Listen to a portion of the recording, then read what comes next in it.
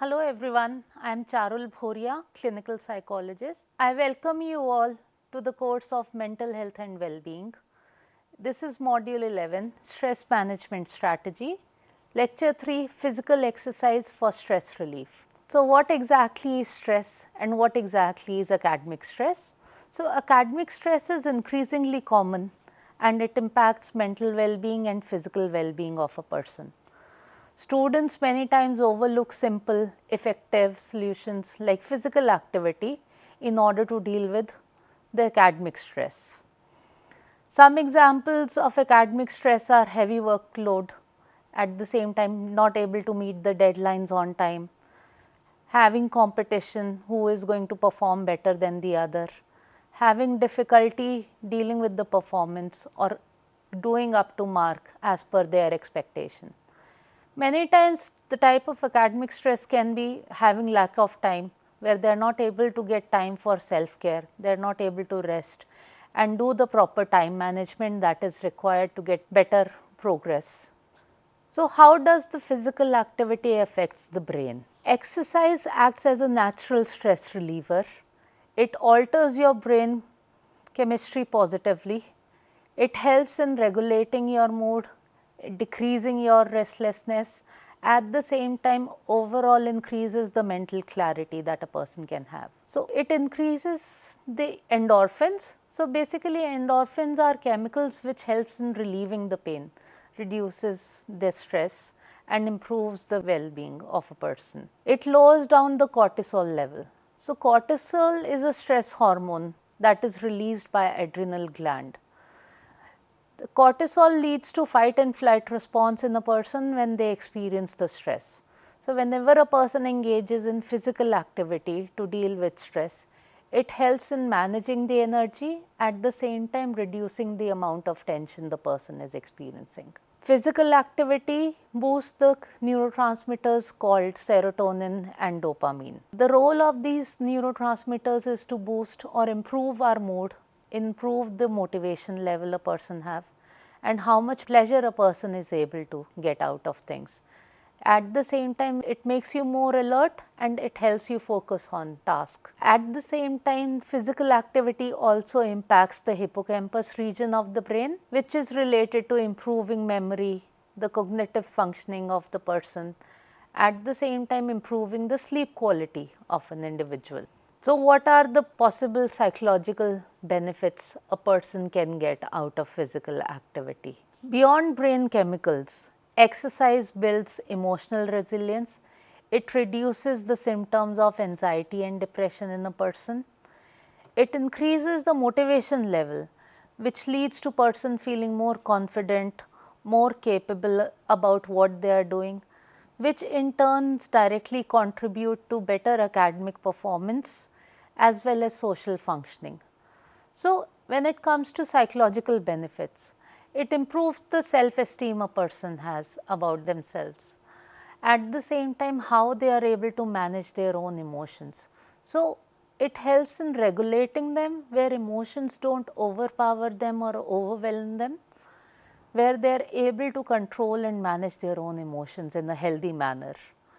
It also enhances the concentration of an individual, where they are able to focus on more goal-oriented tasks rather than getting impacted by multiple things in one go. It also increases the energy that a person has to complete certain tasks, at the same time feel rested at the end of the day.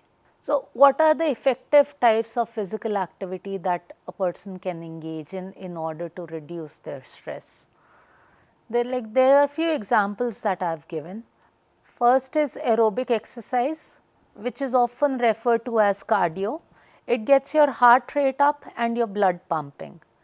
These activities increases the production of endorphins, which helps in reducing feeling of anxiety and depression. Even if you do it for 20 to 30 minutes during the day in the form of brisk walking, can significantly improve your mood, reduce the restlessness that you experience, at the same time provide you more mental clarity. So these exercises are very simple that can be incorporated in your routine, and it does not require any kind of equipment or might require minimal equipment.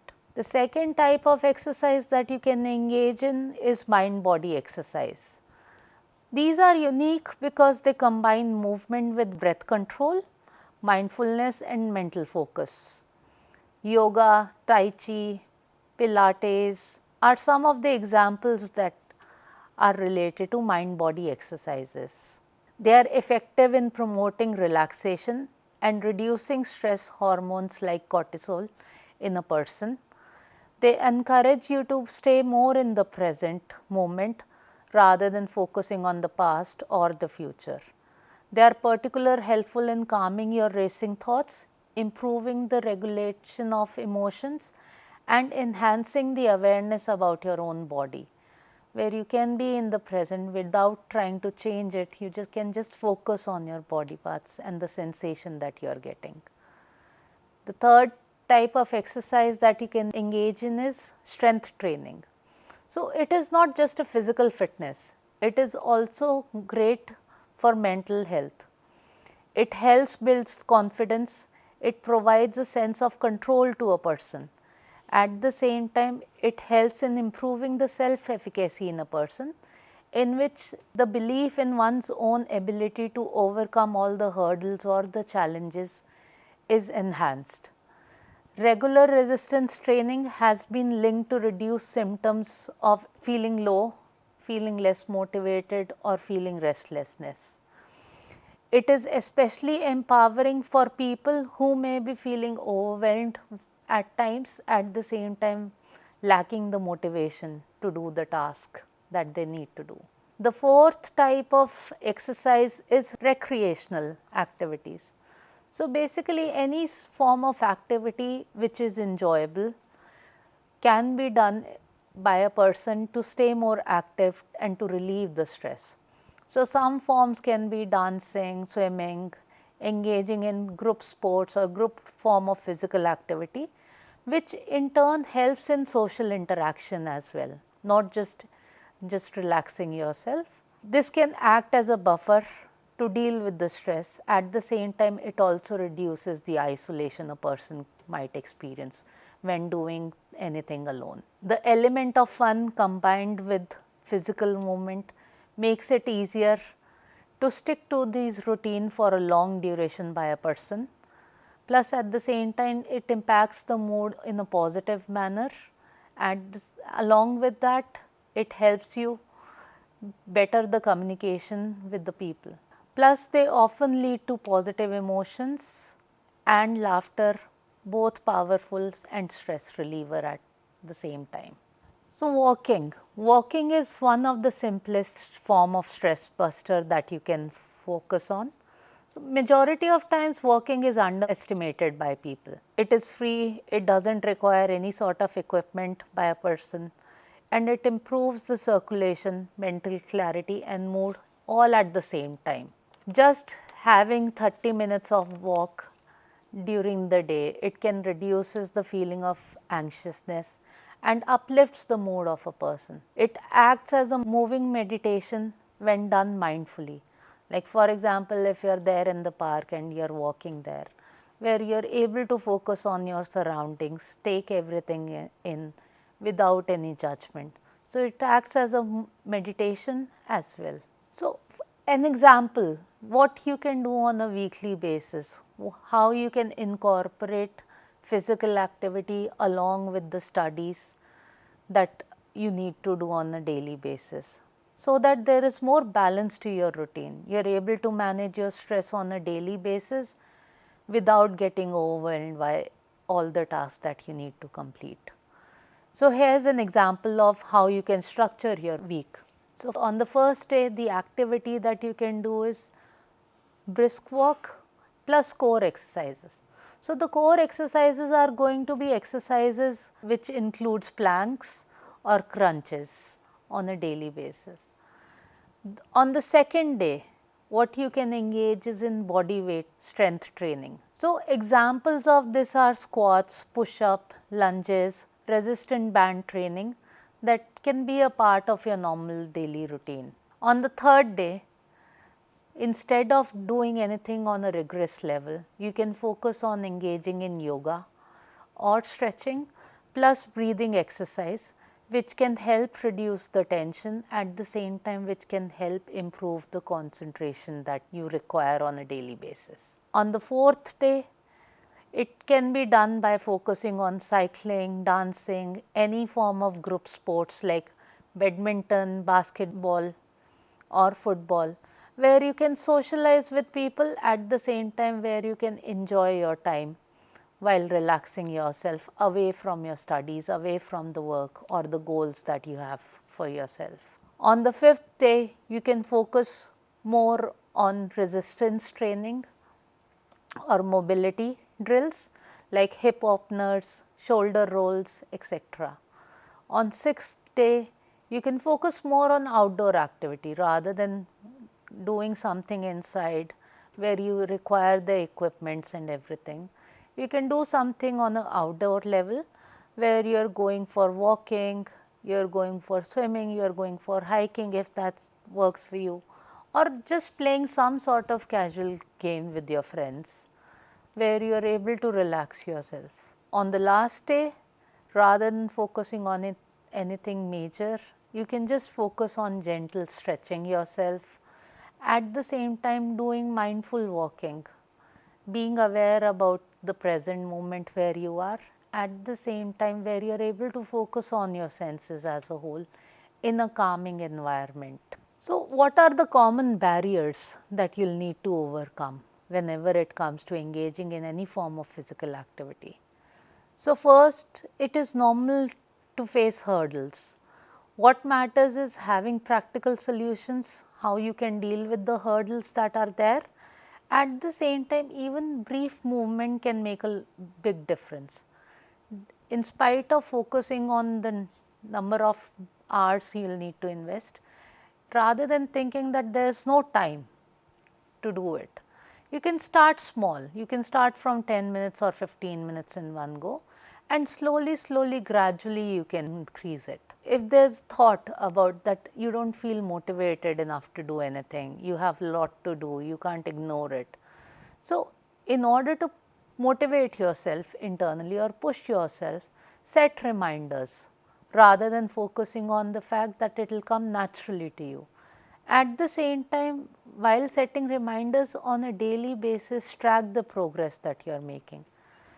Whenever you are making a progress, once you look at it and you look at the outcome, it helps you motivate yourself and continue to do the same, so that you are able to get the positive outcome in the long run.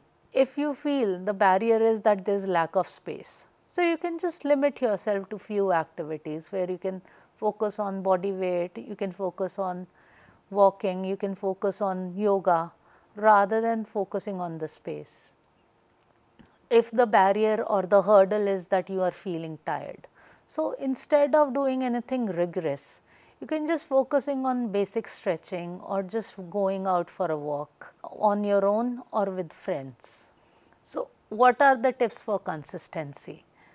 It is really important when it comes to physical activity, it does not have to be long or intense. The consistency is a very normal thing, it is very important to continue. So, setting a fixed schedule that fits during the routine, it is really important. During your schedule, if you fix a particular time, that will help you engage in it, at the same time it will help you grow. Starting small rather than focusing or keeping long term goals for yourself or pushing yourself to do it for 1 hour from day 1 itself. Start for few minutes and gradually once you get into an habit of it, then build it up over time. And third is scheduled workout as classes by using a planner. So, when you have classes or when you have any assignments or any time constraint activity, then you have a fixed time period. So, similarly, you schedule your workout time during a particular time only, and on a daily basis engage as per that routine only. So, it will help you, it makes it easier for you to get into a habit of it. At the same time, you do not have to regularly set reminders once you are getting used to it. So, picking what you enjoy. Engaging in any activity just because you have heard it helps you is not going to help. Until unless you don't enjoy it, you won't be able to continue it for long. For a week or 2 days you will be able to. Otherwise, it will become more or less like a chore for you rather than something you want to do or you enjoy doing. So, when it's fun, then it's easier to stick to it in the long run. So, picking something that you like is really crucial to maintain the consistency. Exercising with your friends, if it's possible for you, it will also increase the motivation. At the same time, it will increase the accountability and responsibility towards the task that you are doing. Don't aim for perfectionism. If you have missed a day, rather than thinking about it and ruminating on it, that you couldn't even continue to do that, then restart the next day. It's not like it's going to have a very major impact on you if you skip it for a day. It's something you're doing for yourself as a fun. At the same time, it helps you build up your mental well-being as well as physical well-being. So, if we conclude, so when it comes to physical activity doesn't have to be long or intense in any way. Even short, enjoyable, consistent movement can improve the brain functioning. It can be life changing for your mental well-being as a whole. Physical activity boosts the brain function, at the same time it uplifts the mood. Choosing enjoyable and realistic form of physical activity or any sort of movement needs to be the goal rather than engaging in any activity that according to you should be doing, which you don't even enjoy. Integrating exercise in your daily routine, even if for a brief time, is really important. It helps your mental health, at the same time it provides you more clarity. Consistency matters more than the intensity. So, starting small is important as long as you maintain that in the long run, rather than just doing an activity for 1 or 2 hours from day 1 and then after 3 days you stop doing it completely. So, even if you do it for 15 minutes, but do it every day, so that you are able to maintain the balance in the long run, have a better mental health, have a better control over your well-being and emotions. So, these are the few references that you can go through where you can find the material. Thank you.